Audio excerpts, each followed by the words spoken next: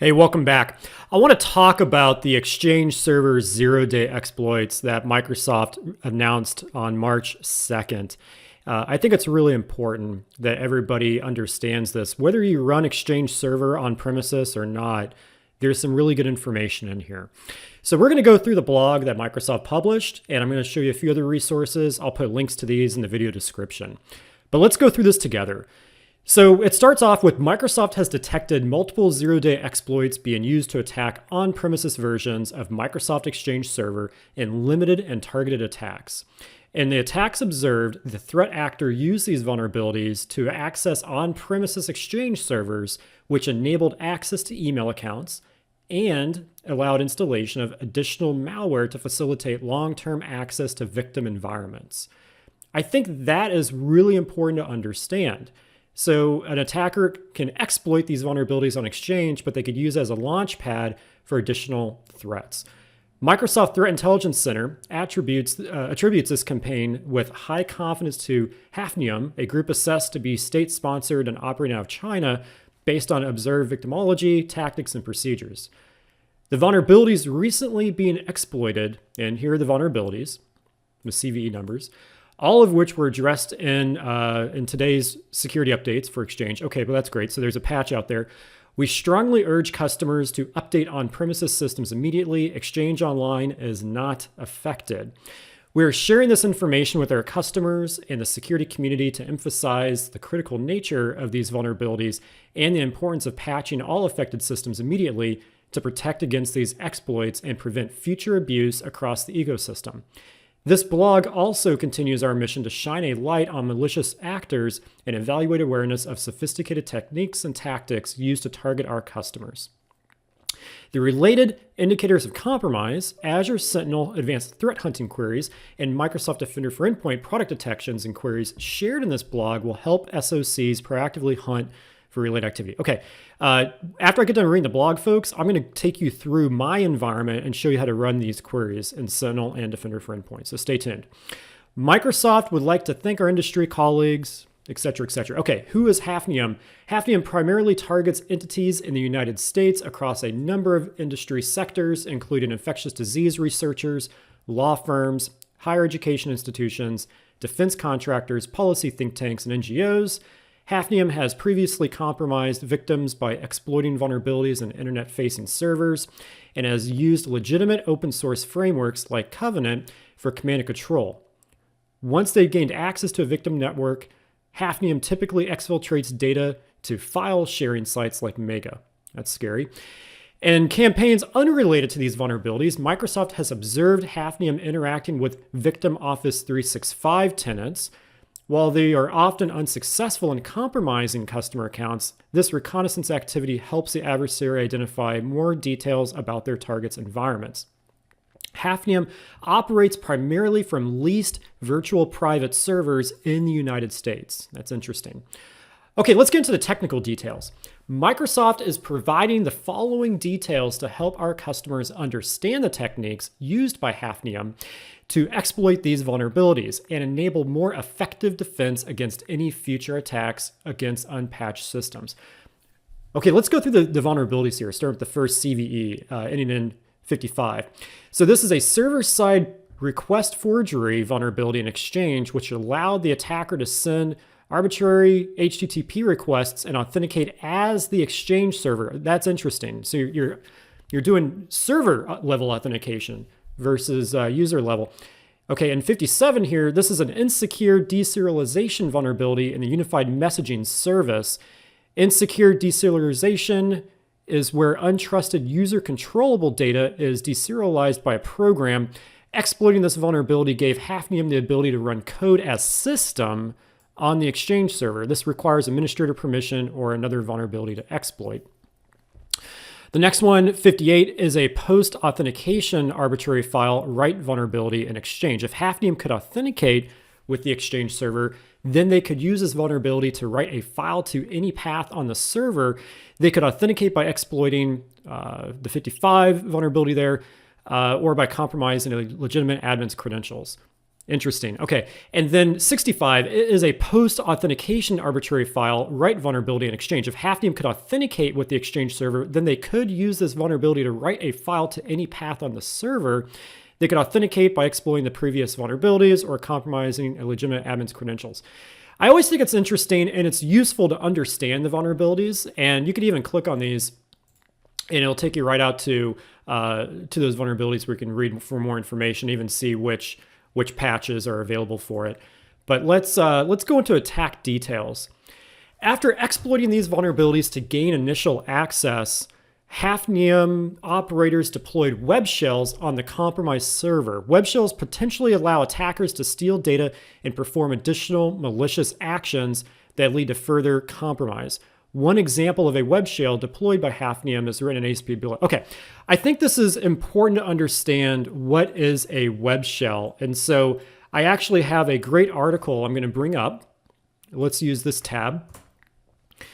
And let's learn a little bit about what a web shell is.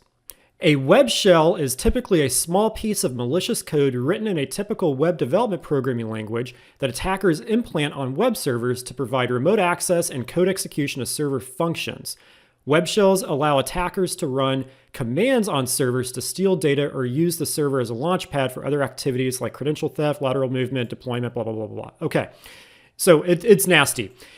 So here's an example of the web shell written in ASP, all right? Following web shell deployment, HAFNIUM operators perform the following post-exploitation activity, using procdump to dump the LSAS process memory. Okay, what is procdump and what is LSAS? Well, let's go out and learn a little bit about procdump for a moment. So I'm gonna bring up another tab. I'll put all these links in the video description for you. Here's procdump. Procdump is a command line utility whose primary purpose is monitoring an application for CPU spikes and generating crash dumps during a spike that administrator or developer can use to determine the cause of the spike. It also includes hung window monitoring. Okay, so that's what procdump is. And so they're using procdump to dump the LSAS process memory. Okay, what is LSAS? Well, let's go read about it here on Wikipedia. And LSAS is a process in Microsoft Windows operating systems, let me zoom in for you, that is responsible for enforcing the security policy on the system. It verifies users logging onto a Windows computer server, handles password changes, and creates access tokens. It also writes to the Windows security log. And if you try to terminate it, you break everything.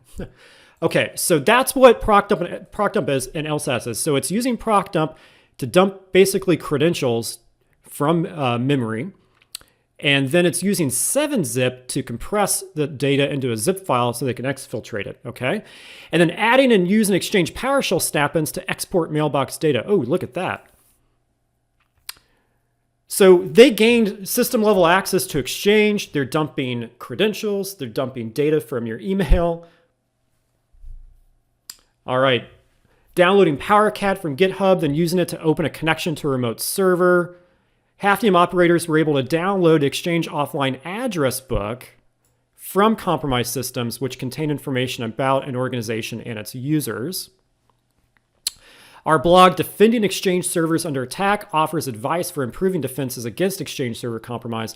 Customers can also find additional guidance about web shell attacks. So let's open up this Defending Exchange Servers Under Attack article.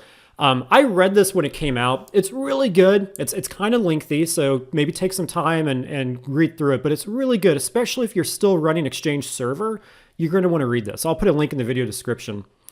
Okay, can I determine if I have been compromised by this activity? The below sections provide indicators of compromise, detection guidance, and advanced hunting queries to help customers investigate this activity using Exchange Server logs, Azure Sentinel, Microsoft Defender for Endpoint, and Microsoft 365 Defender. We encourage our customers to conduct investigations and implement proactive detections to identify possible prior campaigns and future campaigns that may target their systems. Okay, perfect. Step 1, check patch levels of Exchange Server.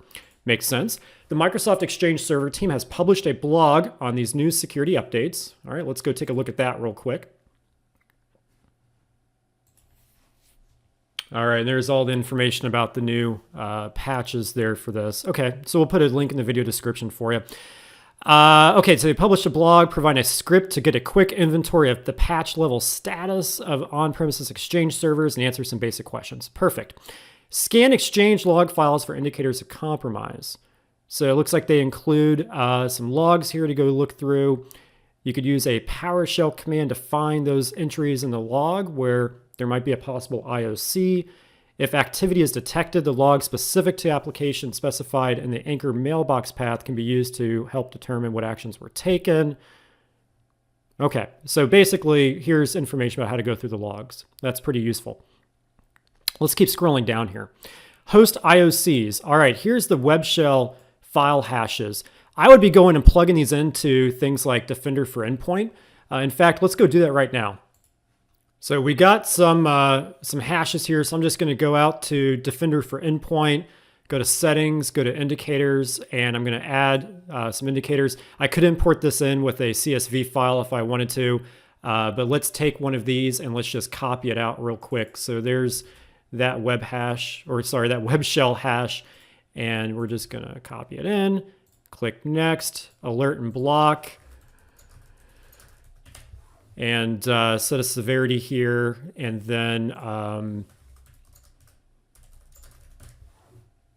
set a scope, all devices. So basically, anywhere it sees this hash, it's gonna block it, is what that's gonna do. So I would want to enter all of those. Paths, we observed web shells in the following paths. Okay, so I'm probably gonna want to make sure we add that as well. The web shells we detected had the following file names. Perfect. Check for suspicious zip, RAR, and 7-zip files. All right. Monitor these paths for LSAS dumps. So what I could do here as well is I could write a KQL query under, where am I? Under hunting and under advanced hunting. I could write a KQL query that then looks for that.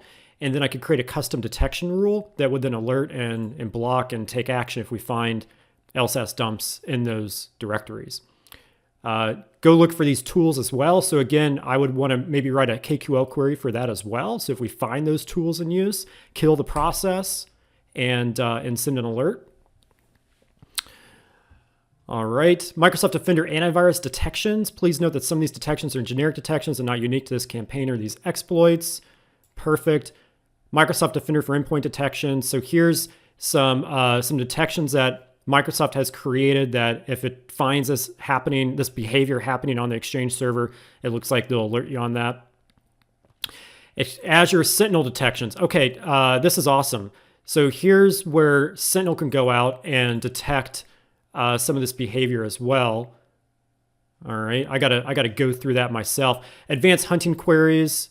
So I just kind of talked about that, but this is where we can use some advanced hunting queries for this to go through and search for this behavior. So workerprocess.exe and Exchange creating abnormal content. Look for Exchange servers, service creating non-standard content. So I could take this KQL query and go back out to Microsoft 365 Defender and run that query. Now I don't have Exchange in my environment, so nothing's going to come back, but that's where I would go to run that. Look to see if it's spawning a process.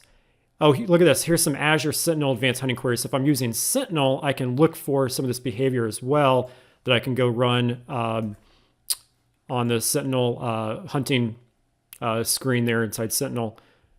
So this is pretty awesome. They give you the commands right here. What's not awesome is this attack here and these zero-day exploits, but patch your stuff and make sure you're running tools like Microsoft 365 Defender, Azure Sentinel, looking for the behavior, creating your IOCs, setting up your alerts, running the threat hunting queries, and basically doing the due diligence there. If you scroll down the bottom of this article, let me show you here, right here. I want to show you just one last thing filed under. If you click on security intelligence, there's some really good blog posts here all about Microsoft security. And there's some good stuff in here from previous threats and just good learning is what I'm trying to say. Okay, folks, so I just want to take a few minutes here and run through this together, learn a little bit something with you. and then just better understand what this threat is. One last thing. Oh, by the way here, I'm going to go back to Microsoft 365 Defender. I'm going to click on Incidents and Alerts, or actually, sorry, I'm going to click on Threat Analytics. And then under Threat Analytics, let me zoom in for you. Under Threat Analytics, you will see the top threats that Microsoft is monitoring for. And here you can see Exchange Server 0 days exploited in the wild. And when I click on that, I've got a nice executive overview here, analysis. I've got a kill chain diagram. But the best part about this is, check it out. If I scroll down, it's going to tell me which of my devices and servers are actually impacted, what servers might be misconfigured, which ones might be vulnerable. And then if I click on mitigations, it will tell me exactly how to mitigate this. And then there's those vulnerabilities. If I did have them, it would show up here as well. So this is like a quick assessment to see my level and scope of impact, if you will. So make sure you leverage threat analytics in Microsoft 365 Defender. Okay, folks, if you found value, give me a thumbs up. If you didn't, that's okay too. Got more videos coming, so we'll see you in the next one. Take care.